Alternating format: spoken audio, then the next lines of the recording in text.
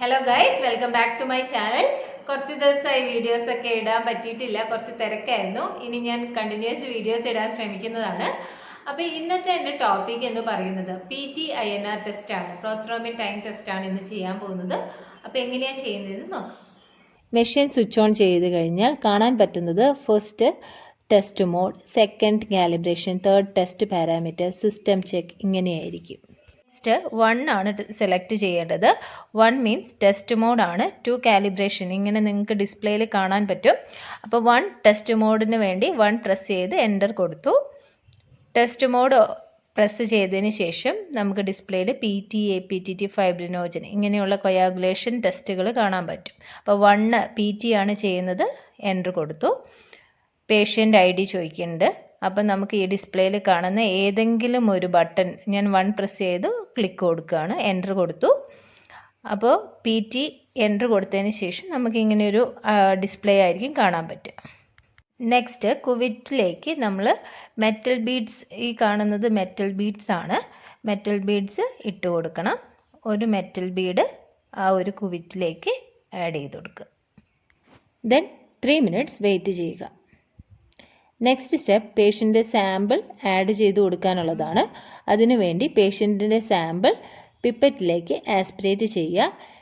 Sample എടുക്കേണ്ട quantity 50 microlitre ആണ്. 50 microlitre നിങ്ങൾക്ക് ഡിസ്പ്ലേയിൽ കാണാൻ സാധിക്കും. 50 മൈക്രോലിറ്ററിൻ്റെ പിപ്പറ്റാണ് സെലക്ട് ചെയ്യേണ്ടത്. 50 മൈക്രോലിറ്റർ സാമ്പിൾ ആസ്പിറേറ്റ് ചെയ്ത് കുവിറ്റിലേക്ക് ആഡ് ചെയ്ത് കൊടുക്കുക. 3 മിനിറ്റിന് ശേഷമാണ് സാമ്പിൾ ആഡ് ചെയ്യാൻ പാടുള്ളൂ. ദെൻ സാമ്പിൾ ആഡ് ചെയ്തതിന് ശേഷം ഫസ്റ്റ് ബട്ടൺ പ്രസ് ചെയ്യുക. ബീഡും സാമ്പിളും കൂടെ മിക്സ് ചെയ്യാനുള്ള ഒരു ടൈമാണ് 50 സെക്കൻഡ് ആണ് എടുക്കുന്നത്. ഡിസ്പ്ലേയിൽ നിങ്ങൾക്ക് 41, 42 അങ്ങനെ കാണാൻ സാധിക്കും. അപ്പോൾ 50 സെക്കൻഡ് കഴിയുന്ന സമയത്ത് ഒരു ബീം സൗണ്ട് കേൾക്കും. 50 സെക്കൻഡിന് ശേഷം നമ്മൾ കുവിറ്റ് റിയേജൻറ്റ് ഹോൾഡറിലേക്ക് വെക്കുക. ഈ ബട്ടണാണ് റിയേജൻറ്റ് ആഡ് ചെയ്തതിന് ശേഷം പ്രസ് ചെയ്യേണ്ടത്. റിയേജൻറ്റ് ആഡ് ചെയ്യുക, ബട്ടൺ പ്രസ് ചെയ്യണം. ഡിസ്പ്ലേയിൽ റിയേജൻറ്റും സാമ്പിളും തമ്മിലുള്ള മിക്സിംഗ് ആണ് നടക്കുന്നത്. കുറച്ച് നേരം വെയിറ്റ് ചെയ്യുക. ഈ മിക്സിംഗ് കഴിഞ്ഞാൽ നമുക്ക് ഡിസ്പ്ലേയിൽ PTയുടെ വാല്യൂ കാണാൻ പറ്റും.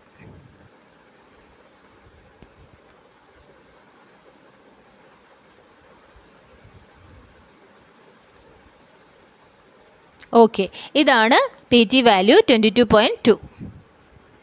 PTയുടെ വാല്യൂ കിട്ടിയതിന് ശേഷം INR റേഷ്യോ കാണണം. അതിനായി ഈ ചാർട്ട് ഉപയോഗിച്ചാണ് INRൻ്റെ റേഷ്യോ കണക്കാക്കുന്നത്. എന്താണ് PT-INR? Prothrombin time or PT എന്ന് പറയുന്നത് ബ്ലഡ് ക്ലോട്ട് ആവാൻ വേണ്ടി എടുക്കുന്ന കറക്റ്റ് ടൈം മെഷർ ചെയ്യുന്ന ടെസ്റ്റാണ് PT എന്ന് പറയുന്നത്. INR ഇൻ്റർനാഷണൽ നോർമലൈസ്ഡ് റേഷ്യോ എന്ന് പറഞ്ഞാൽ ഓരോ ലാബിലും ഓരോ റിയേജൻസ് ആണ് യൂസ് ചെയ്യുന്നത്. അതുകൊണ്ട് തന്നെ വാല്യൂ ചേഞ്ച് ആവും. സോ ഇതിനെയെല്ലാം നോർമലൈസ് ചെയ്തുകൊണ്ട് ഒരു സ്റ്റാൻഡേർഡ് റേഷ്യോ, അതാണ് INR കൊണ്ട് ഉദ്ദേശിക്കുന്നത്. ഈ ടെസ്റ്റ് ചെയ്യുന്നത് എന്തെങ്കിലും സർജറിക്ക് മുന്നേ ആയി, അല്ലെങ്കിൽ ബ്ലീഡിങ് ഡിസോർഡർ, ക്ലോട്ടിംഗ് ഡിസോർഡർ, ഇനി എന്തെങ്കിലും ലിവർ പ്രോബ്ലംസ് ഉള്ള പേഷ്യൻസിനാണ് സാധാരണയായി നമ്മൾ PT ടെസ്റ്റ് ചെയ്യുന്നത്. PT normal value 10 to 15 seconds ആണ്. ബിറ്റ്വീൻ 20 to 35 സെക്കൻഡ്സ് എന്ന് പറയുന്ന വാല്യൂ ആൻറ്റികൊയാഗുലൻ ഡ്രഗ്സ്, അതായത് ബ്ലഡ് തിന്നേഴ്സ് ഡ്രഗ്സ് ആയിട്ടുള്ള ആസ്പിരിൻ, വാഫ്രിൻ, കൗമരിൻ പോലുള്ള ഡ്രഗ്സ് യൂസ് ചെയ്യുന്നവരിലായിരിക്കും കൂടുതലായിട്ടും ഈ ഒരു വാല്യൂ കിട്ടുന്നത്. എബോവ് 50 എന്ന് പറയുന്നത് നമ്മൾ ഹൈ റിസ്ക് കാറ്റഗറിയിലായിരിക്കും വരുന്നത്.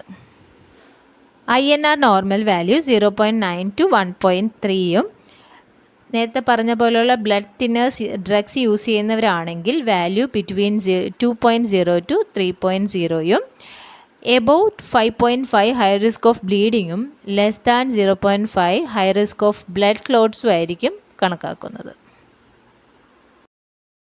ഓക്കെ, നിങ്ങൾക്ക് ടെസ്റ്റ് മനസ്സിലായെന്ന് വിചാരിക്കുന്നു. അപ്പോൾ എന്തെങ്കിലും ഡൗട്ട് നിങ്ങൾക്ക് ഉണ്ടെങ്കിൽ കമൻസ് ആയിട്ട് അറിയിക്കുക. Thank you.